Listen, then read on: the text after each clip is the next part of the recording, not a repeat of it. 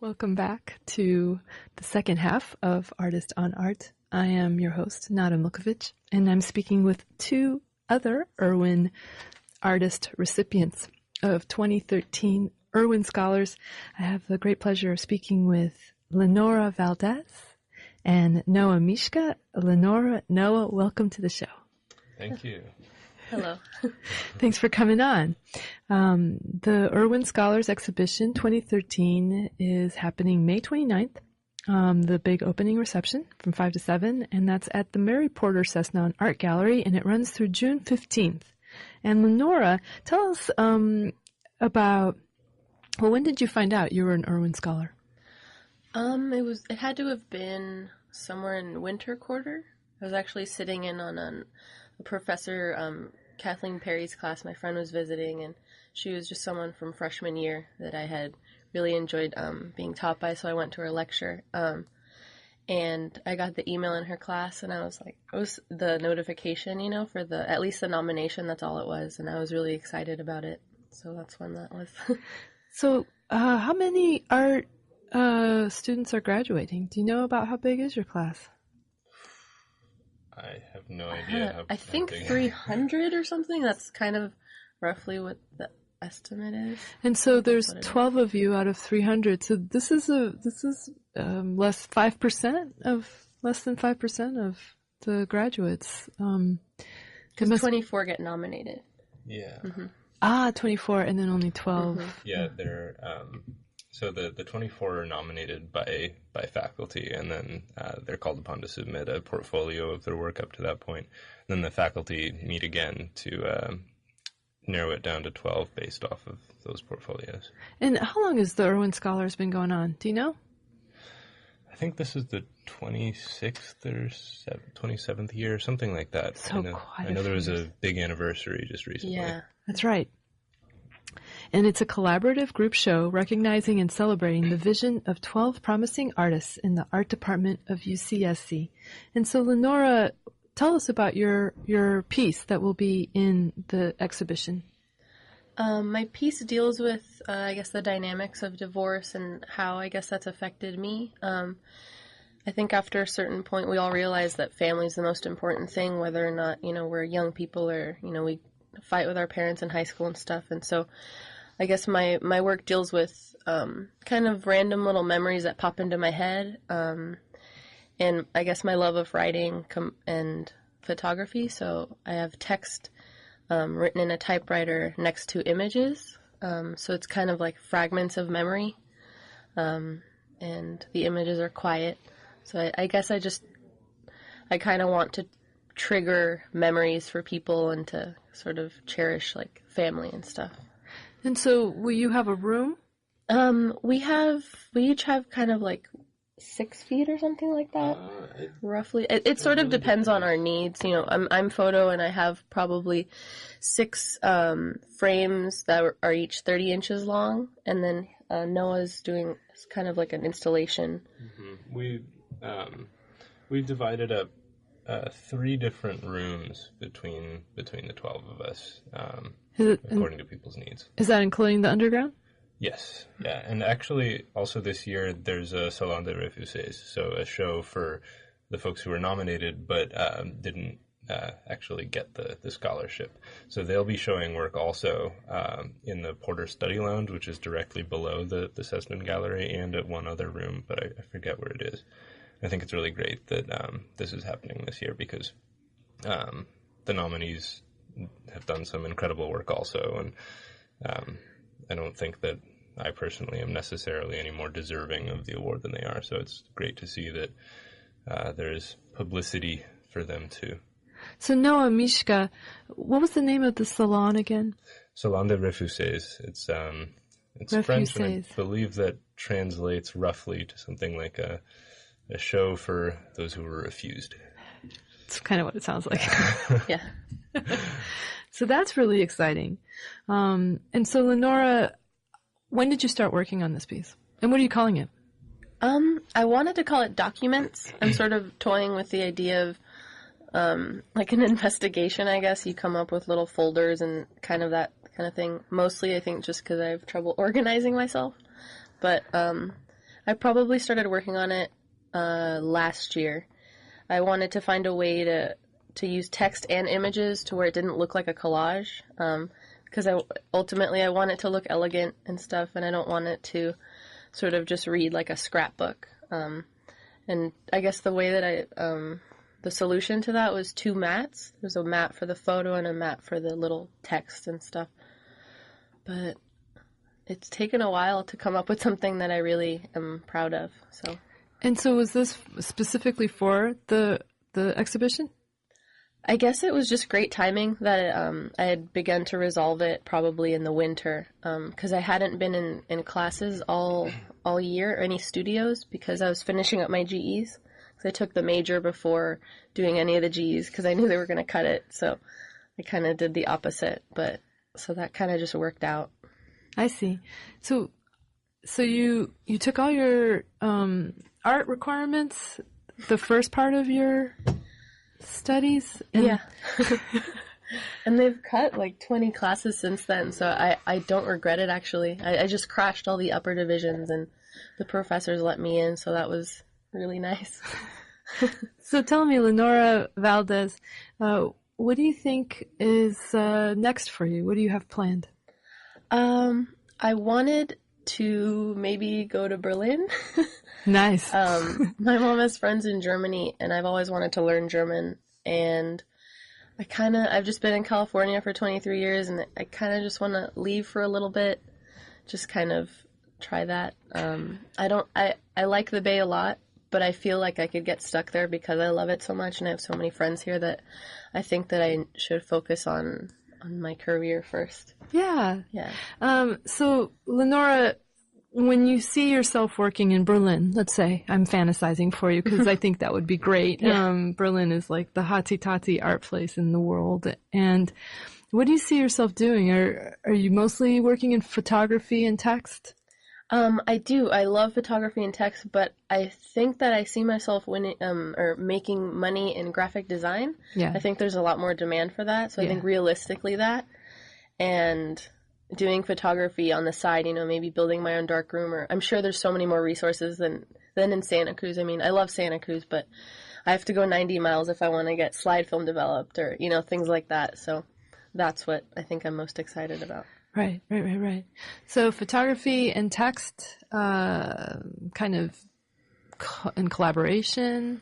Yeah, I'd like to do sort of like journalism too. I don't know how that would play into it. I used to love writing in high school, but it's so hard to have that be like a minor here at UCSC that was why I was like, I gotta get it in somehow.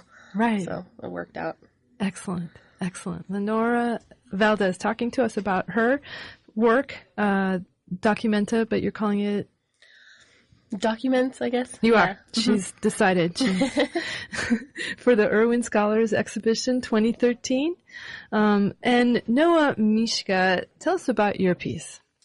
Well, I'm working on an installation right now. It doesn't have a title yet. It may or may not have one by this coming Wednesday. It's a piece that started out as being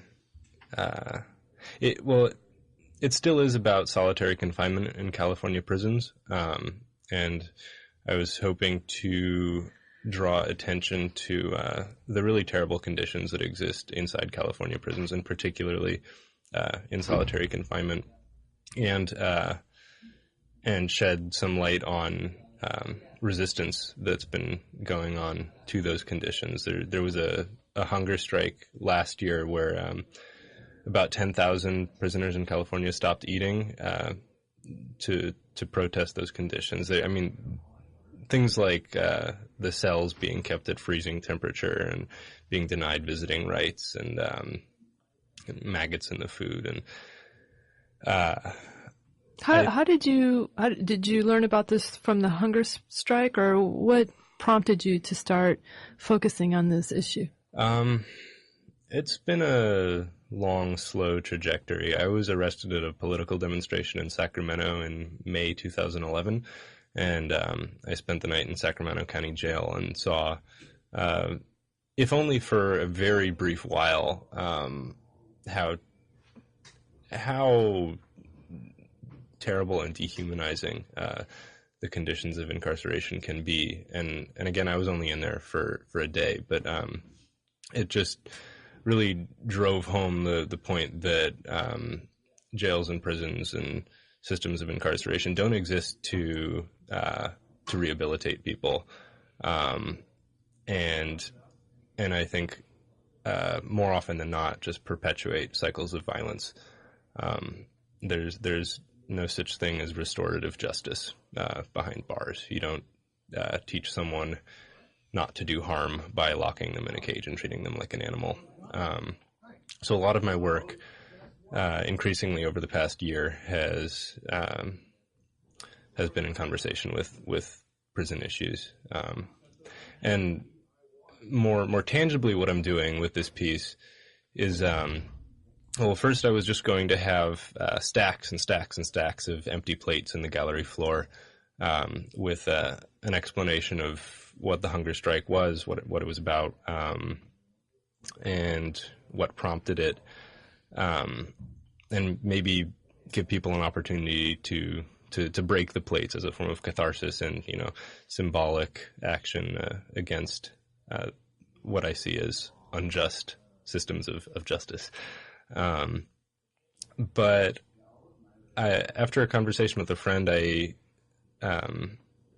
really latched on to the idea of sort of extending the project a little further. So what I've been doing is collecting the names, addresses, and autobiographical profiles of prisoners who are seeking pen pals, because there are a lot of prisoners seeking pen pals. It's really boring in prison and lonely. And one way to writing letters is a way to pass the time and remind yourself that you haven't been completely forgotten about.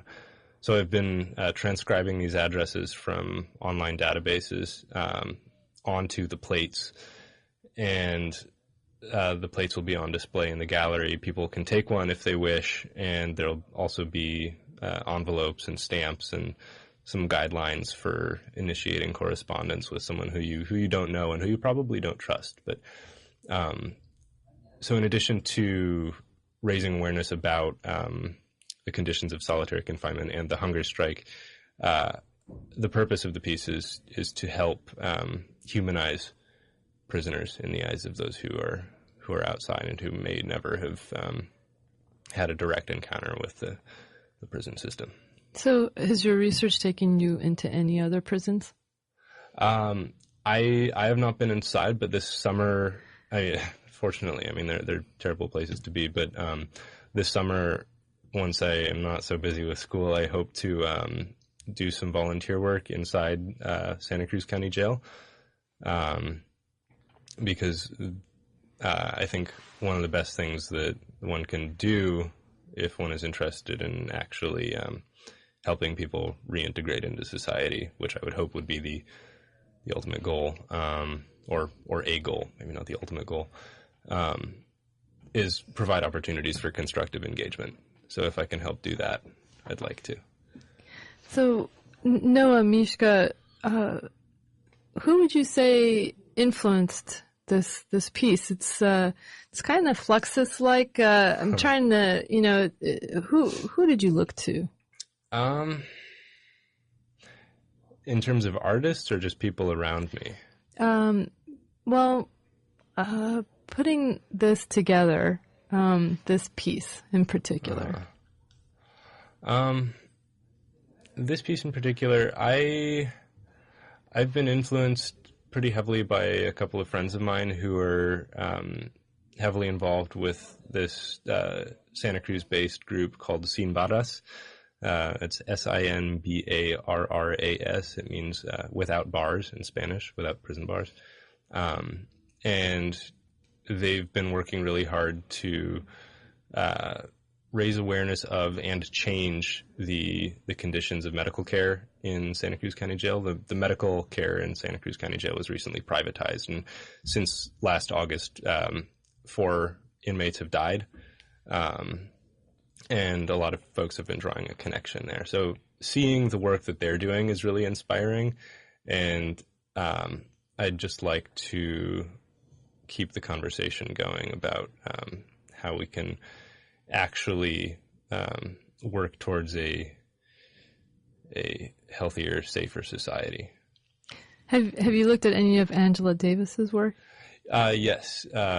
There's a great little book, emphasis on little, it's like 3 by 4 inches, called Are Prisons Obsolete? That it's by Angela Davis, and the answer to the question, yeah, actually, she I think she can still be spotted around campus. Yes, you're lucky.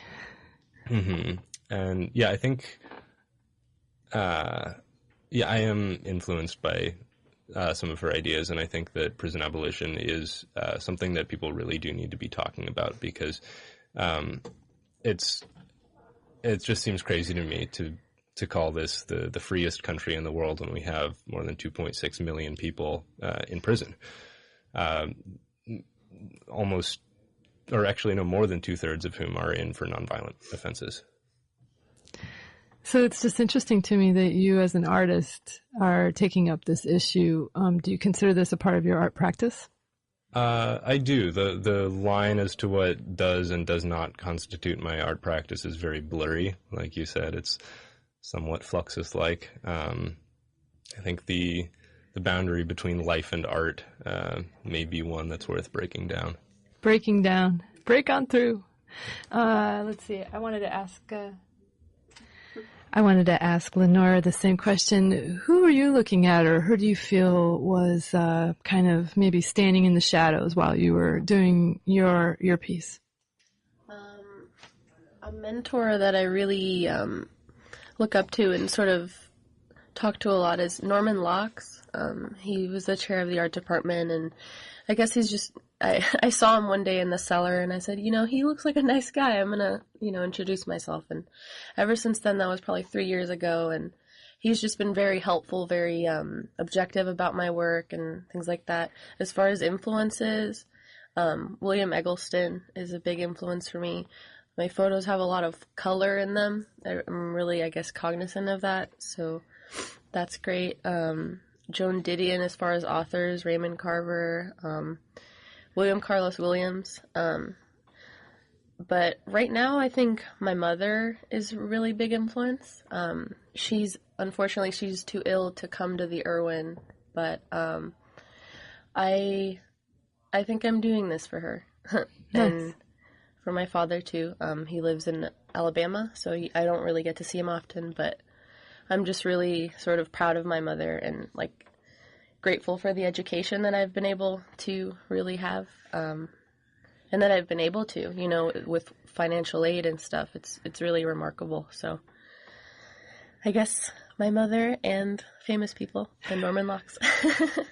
And so what's fun for you specifically, Lynora, and all of the people that are listening, if they want to see the exhibition as it's going up in the process, they can watch it at Irwin2013.tumblr.com.